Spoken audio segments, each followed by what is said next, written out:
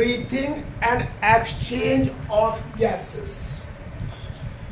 It is my second video. Human respiratory system.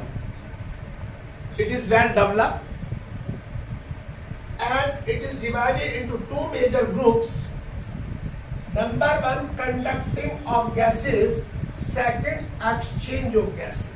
यानी कैसे air बाहर से अंदर जाती है उसको हम कंडक्शन ऑफ गैसेस कहते हैं। और जब गैस चली जाती है, ऑक्सीजन चली जाती है, हाउ दैट इज एक्सचेंज और where it exchange. Conduction of gases में एयर जो है बाहर से अंदर तक जाती है, यानी हमारे एल्वेलाई तक जाती है, नॉस्ट्रिल से जाएगी और हमारे एल्वेलाई या एयर सैक में जाएगी। अब एल्वेलाई नॉस्ट्रिल से लेकर के और ब्रोंक्यूल्स तक का जो स्पेस है, it is called the dead space. इस डेड स्पेस में एयर प्रेजेंट होती है लेकिन इट इज नॉट यूटिलाइज्ड। ये आपको ध्यान रखना है कि यहाँ पर ये यूटिलाइज नहीं होती, एक्सचेंज नहीं होती। जब तक एक्सचेंज नहीं होगी तो यूटिलाइजेशन का सवाल ही पैदा नहीं होता। अब यहाँ पर following are the parts of our breathing system और आवर रेस्पिरेटरी सिस्टम। सबसे पहले एक्सटर्नल लेयर्स। ये हमारे एक्सटर्नल लेयर्स है which are present on the upper surface of the lip, upper lip की सरफेस पर प्रेजेंट। अब ये जो एक्सटर्नल लेयर्स हैं, they open into a chamber. ये चैम्बर है, इस चैम्बर के अंदर खुल रहे हैं। These chambers are called nasal chamber and both the chamber are divided by nasal septum. इन दोनों चैम्बर के बीच में एक वॉल है, उस वॉल को हम नेजल सेप्टम कहते हैं। जो नेजल चैम्बर है इसमें toward the nostril side there present the mucus membrane and nasal hairs.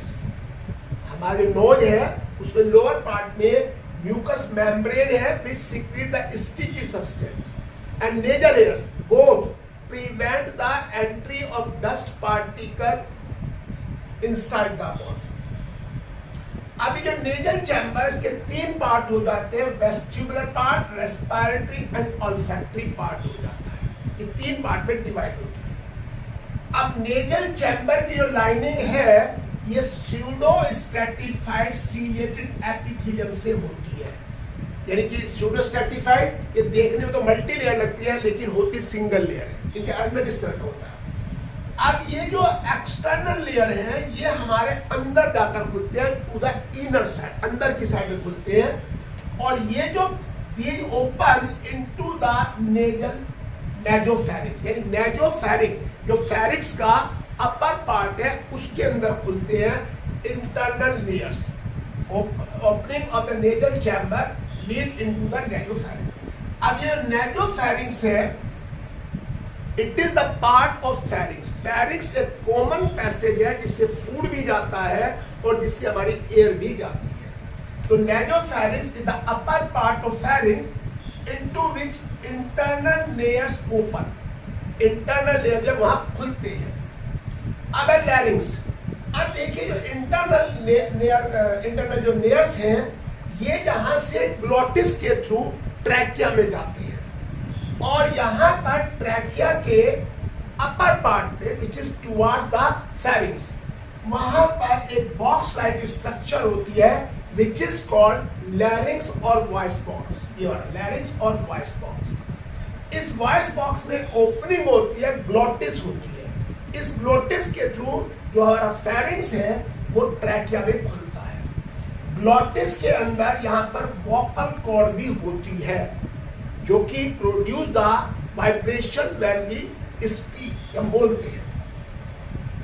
अब यहाँ पर ये ग्लोटिस है।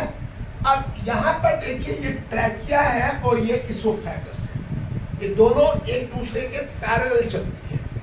इन दोनों के बीच में यहाँ पर एक flap like leaf like structure होती है जिसे हम एपिग्लोटिस कहते हैं। और this epiglottis band towards the glottis when we do the swallowing of the food, जब खाना खाते हैं तब ये उधर बैंड हो जाती है। लैरिंक्स में एडम एप्पल होता है, यानी यहाँ पे थायराइड कार्टिलेज होती है जो कि इस बॉक्स को बनाती है, वॉइस बॉक्स को, वो प्रोजेक्टेड हो जाती है, उसे एडम एप्पल कहते हैं। Adam apple is only present in the male. Adam apple male में प्रेजेंट है, फीमेल में नहीं होता। अब ये हमारी ट्रैकिया है। ट्रैकिया थिन वॉल्ड होती है, 11 सेंटीमीटर लॉन्ग होती है, 2.5 सेंटीमीटर वाइड होती है, और ये हमारे मिड थोरेसिक कैविटी के अंदर प्रेजेंट होती है। अब इस ट्रैकिया के अंदर यहाँ पर देखिए ये कार्टिलेजस रिंग है जो सी शेप है। They prevent the collapsing of the trachea. Trachea collapse ना हो, it should remain open 24×7 days, 24 घंटे खुली रहती है ड्यू टू द कार्टिलेज। अगर ये कार्टिलेज यहाँ से ब्लॉक हो जाए या कोई प्रॉब्लम आ जाए तो हमारी दोनों wall, both the wall of trachea will be collapsed, खत्म हो जाएगा, we can't do the breathing। अब ये जो ट्रैकिया है it divided into two part, ये दो ब्रोंकाई में डिवाइड हो जाती है जो कि आपकी प्राइमरी और सेकेंडरी होती है। इनका जो डिवीजन है वो 5th वर्टिब्रा के पास जाके होता है और ये लेफ्ट और राइट में डिवाइड होता है। अब ये जो ब्रोंकाई है, ये जो ब्रोंकाई है it will divide into the bronchioles, fine tube में डिवाइड हो जाती है, और ये ब्रोंक्यूल्स जो होते हैं दे प्रेजेंट इनसाइड द लंग्स और देयर एंड इज डायलेटेड, इनका एंड डायलेटेड हो जाता है, जिसको क्या कहते हैं हम एयर सैक कहते हैं। और ये एयर सैक जो होते हैं, ये air sac has the pseudo stratified ciliated columnar epithelium, उससे ये रिच होते हैं, ये यहाँ पे प्रेजेंट होते हैं। इसके बाद यहाँ पे हमारा आता है लंग्स।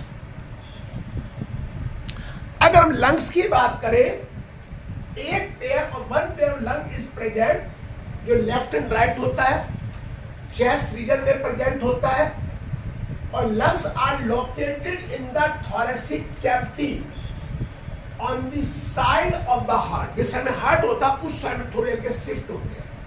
अब ये थोरेसिक कैविटी है, इस थोरेसिक कैविटी के अंदर यहाँ पर हमारी थोरेसिक वर्टिब्री होती है जो कि हमारे बैकबोन में होती है, स्टर्नम होता है, रिब्स होती है, और डायफ्राम। डायफ्राम हमारा डॉम शेप होता है, डायफ्राम हमारा डॉम शेप होता है।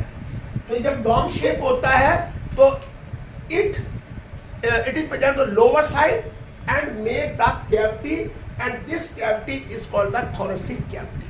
ये जो डॉम से स्ट्रक्चर होती है ये फ्लैट भी होती है और डॉम शेप भी होती है। It help in increasing or decreasing the size of the thoracic cavity at the time of the breathing।